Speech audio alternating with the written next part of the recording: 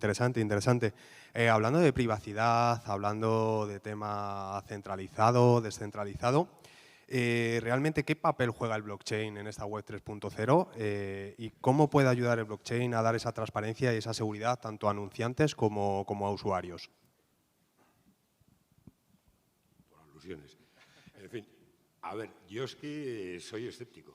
O sea, realmente la tecnología que hoy estamos utilizando o que se puede ver, lo más probable es que no tenga absolutamente nada que ver con la tecnología o con las aplicaciones o los desarrollos de inteligencia artificial o con aplicaciones de comunicación, capacidades computacionales que tenemos hoy en día. Con lo cual, toda esa obsesión por la tecnología que tendremos que usar en los primeros pasos y que será pues, NFT o será blockchain o será lo que sea, permitirá empezar, pero no va a ser algo que el usuario vaya a tener en cuenta en ningún momento cuando la tecnología realmente esté implantada, porque para que esté implantada tiene que ser invisible.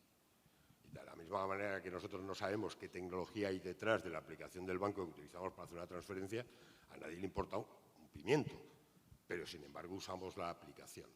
Tendremos funcionalidades, tendremos posibilidades sin saber para nada qué tecnología está detrás. Y para seguir estando en desacuerdo con algunas cosas que se dicen, yo creo, uno, que la concepción virtual o real es una concepción que podemos tener nosotros los viejos, cuando vemos a la gente joven en un parque con los teléfonos móviles que decimos, mirad el mundo real, su mundo real es ese es su mundo real. Y, además, la privacidad no es una prioridad para ellos, es una prioridad legal de una herencia antigua como puede ser la de mi generación. A ellos les importa un bledo. Son públicos. Y el metaverso no es que vaya a colocar el usuario en el centro, es que el centro del metaverso es el usuario, ya está colocado ahí.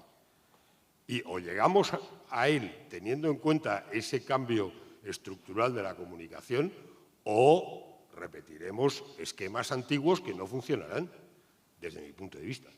Yo espero que vayamos aprendiendo, que vayamos construyendo algo realmente potente y me quedo con lo que dices de que el usuario realmente es el centro. Yo no sé si aquí, Miguel Ángel. Yo quería aportar, de hecho, completamente de acuerdo, no es la tecnología de hoy, sino la tecnología que se está construyendo. En la mayor parte de las cadenas de blockchain se utilizaba el proof of work y ahora se usa el proof of stake. Entonces, simplemente con ese cambio ya estamos viendo de una evolución, ¿no? Y bueno, yo creo que la parte de interoperabilidad va a jugar un papel muy importante para el blockchain y es el SSI, el Self-Sovereign Identity. Lo que va a permitir es que todo lo que tú hagas dentro de un metaverso, con metaversos que sean interoperables, metaversos que existen y que estamos interoperando entre varios, esto lo que vamos a buscar aquí es que todo lo que tú hagas, los ítems que tú compres, las actividades que tú hagas, evidentemente van a estar registradas dentro de tu contrato de blockchain, dentro de tu blockchain. No tenéis ni por qué entenderlo. De hecho, todas las nuevas tecnologías que están saliendo es para que tú no entiendas nada de blockchain, lo que bien decía. O sea, no hace falta que tú sepas lo que hay por detrás. Lo importante es que simplemente, de una forma muy sencilla, utilices esa tecnología que es magnífica. Y a partir de aquí lo que vamos a hacer es que tú, esos assets, esos ítems que tú vas comprando, por ejemplo las Nike, las compras en Decentraland, pero las vas a poder usar en Utopion. Ya hay un montón de soluciones en ese sentido. Entonces, no solamente eso, sino que se está trabajando también en la combinación de ítems y la combinación de habilidades incluso de los avatares. Es decir, tú vas a poder comprar, por ejemplo, unas Nike en Roblox, las vas a poder combinar con una magia en Fortnite y esas Nike te van a permitir volar. La necesidad de que todos los players nos entendamos, ¿no? Realmente, que todos estos ecosistemas hablen un solo lenguaje, entre comillas. Eso solamente lo puede permitir la blockchain. Nosotros estamos trabajando en posibilidades de interoperabilidad entre metaversos. El primer paso, sin duda, es el single sign-on, es decir, que tú a través de un metaverso solo te registres en uno y puedas pasar de uno a otro sin necesidad de registrarte en los demás, porque ya directamente tienes el registro del primero, ¿no? Pero el SSI... De hecho, hay un montón de pruebas, como por ejemplo Ready Player Me, que es ahora mismo el estándar completo a nivel mundial de la creación de avatares. Se crean más de 10.000 avatares al día. bueno, pues ahí es donde está instalado toda la parte de blockchain y el avatar va a ser el centro, por tanto la persona va a ser el centro de toda la actividad. Todo lo que hagas queda registrado, por tanto te lo vas a poder llevar como si lo llevaras en una mochila de un sitio a otro. Ese es el Metaverse Standard Forum, del cual nosotros pertenecemos, pues está rigiendo todas estas actividades para intentar unirnos todos. Por supuesto, van a estar los grandes que van a intentar poner cortapisas a todo, pero bueno, ahí estamos trabajando. Interesante, interesante. Seguiremos de cerca los pasos de Utopion, sin duda. Quiero enlazar esto con otra cosa que alguno de los ponentes ya ha nombrado, el tema de los NFTs. Realmente, ¿cómo se conecta el metaverso con los NFTs? Bueno, más que conectarse, desde mi punto de vista, los NFTs son un activo que puede formar parte o no del metaverso. Es una forma de transformar un producto físico o una propiedad intelectual, una propiedad registrada, en algo virtual y que pueda ser utilizada en teoría en cualquier metaverso, ¿no? Yo creo que no son imprescindibles, el metaverso puede existir sin NFTs. Otra cosa es que el usuario pueda vivir sin NFTs, ¿no? Porque en el fondo son una forma de diferenciación, etc. Creo que un buen ejemplo, un buen paralelismo es lo que está ocurriendo con los NFTs en el mundo del arte, ¿no? Donde realmente quizá ahora es junto con la moda, uno de los más avanzados en cuanto a ver la utilidad de los NFTs en el mundo virtual en general y en el metaverso en particular. El mundo del arte tiene además una diferenciación respecto al de la moda, que yo creo que lo hace muy diferente al mundo real del arte. Cuando un artista vende un cuadro en el mundo real, le pierde la pista. Se hace una transacción en un momento dado, ese cuadro se vende, pasa a ser del propietario. Con los NFTs en el mundo virtual, la trazabilidad, gracias al blockchain, etcétera, es perpetua. De modo que el artista, por lo menos en teoría, puede tener la capacidad de ser remunerado en función de las transacciones futuras que tenga la obra, ¿no? Pongo este ejemplo un poco para unir el potencial que tiene el concepto de NFTs, ¿no? Y luego veremos si en el resto de los sectores las marcas todavía no están ahí, están generando mucho NFT para ser vendido y para crear demanda y más en el eje aspiracional, pero bueno, tienen un potencial tremendo y desde luego van a ser como nuestros activos consumistas, si me permitís, del metaverso en el futuro. Yo creo que aquí Roberto y Álvaro, enfocando el tema de los NFTs desde el punto de vista creativo, ¿qué podéis aportar? ¿Cómo lo veis vosotros? Yo creo que la clave es lo que ha dicho ella. O sea, creo que estamos hablando de dos conceptos muy diferentes, un NFT o el metaverso, que pueden estar unidos o no, pero que pueden recorrer el camino por sí solos ambos, ¿no? Y creo que hay, como os decía, creo que se abre un camino de oportunidades. A mí hay una cosa que me da miedo, que seguro que muchos de los compañeros que hay en estas mesas de agencias creativas o agencias de medios es... Hemos pasado de querer hacer un Netflix, quiero hacer un Netflix en todos los briefings, había la palabra Netflix, estaba presente, quiero hacer una lona como la de no sé de qué campaña, y ahora hemos pasado a quiero hacer un NFT. Y dices, joder, ¿por qué? ¿No? O sea, al igual que preguntábamos, ¿por qué un banco quiere hablar como Netflix? Si tu tono no es el de Netflix, ¿por qué quieres hacer un NFT? ¿No? Entonces creo que hay que tener ese... Pero también creo que estamos en el inicio, creo que falta mucha educación, falta mucha formación, nosotros mismos.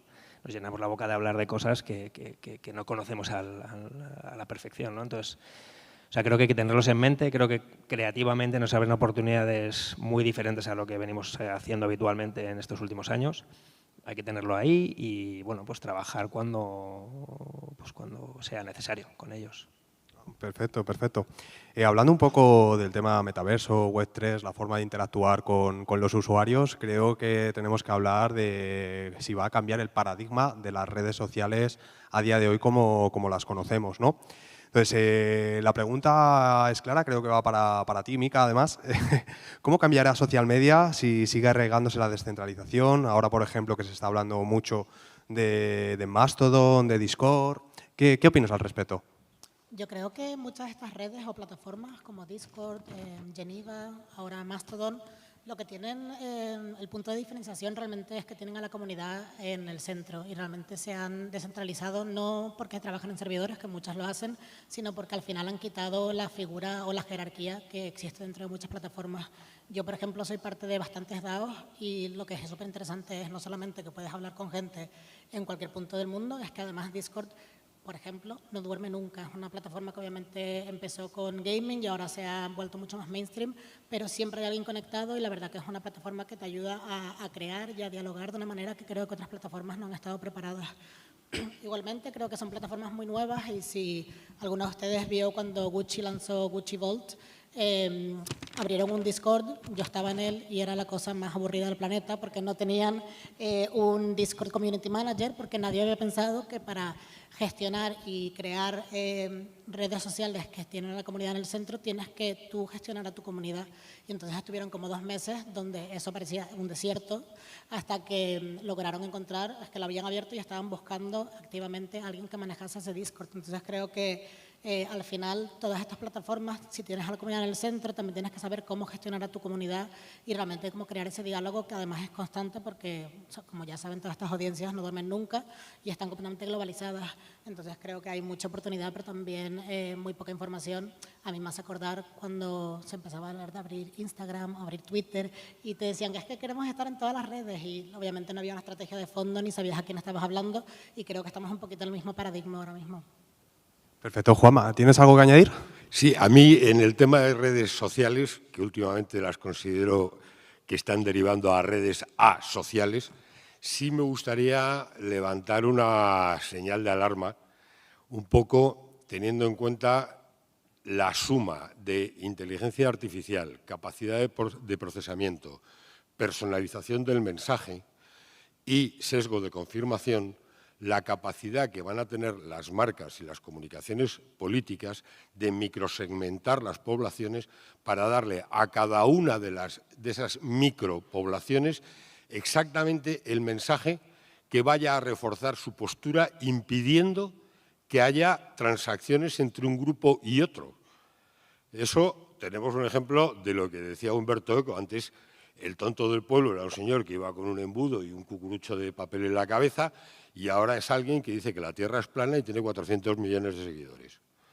Eso, desde mi punto de vista, da un arma tanto a las marcas, a la comunicación política y a las grandes corporaciones para crear universos cautivos con muy poca transacción entre las poblaciones. Y me parece que es un riesgo. Si además añadimos los algoritmos de tercera y cuarta generación que vendrán, estamos ante una situación un pelín complicada. Vale, vamos a lanzar otra pregunta. Obviamente estamos hablando de inteligencia artificial, seguimos hablando de Web3, de metaverso, pero obviamente alguien tiene que pagar la fiesta de todos estos avances y esto tiene que ser rentable por algún lado. Entonces a mí me surge la pregunta, además creo que Exterior Plus y Utopion estáis haciendo cosas interesantes en el metaverso. ¿Cómo funciona el circuito publicitario en el metaverso, Ágata? Bueno, pues yo creo que lo hemos explicado un poco. Al final estamos uniendo pues, 2 mundos. Al final nosotros sabíamos de publicidad exterior, Fito sabe de metaverso mucho y al final lo que hacemos pues, en ese circuito de publicidad exterior es dar una oportunidad a las marcas que no tienen muy claro cómo entrar. Es algo muy sencillo.